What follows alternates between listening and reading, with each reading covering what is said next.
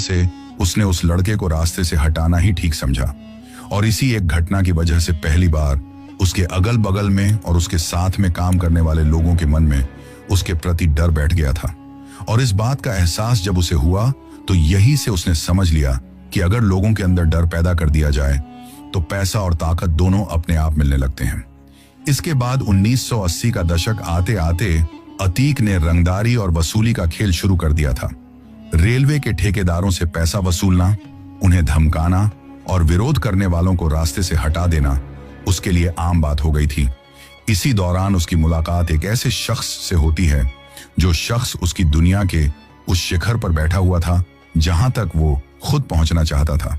और वो शख्स और कोई नहीं बल्कि चांद बाबा था, जो उस वक्त इलाहाबाद का सबसे खौफनाक माफिया माना जाता था। उस जमाने में चांद बाबा की दहशत इतनी ज्यादा थी कि पुलिस भी उसके इलाके में जाने से पहले कई बार सोचती थी।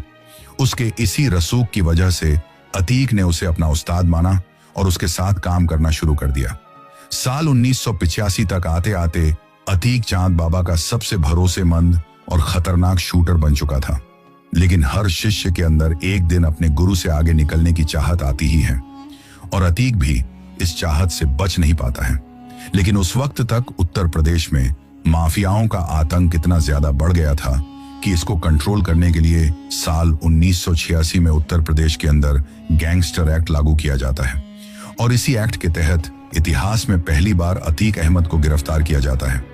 पुलिस उसे रातों रात उठाकर ले गई थी। 3 दिन तक उसका कोई अता पता नहीं था, जिसके चलते पूरे शहर में यह खबर फैल गई कि उसका एनकाउंटर हो गया है।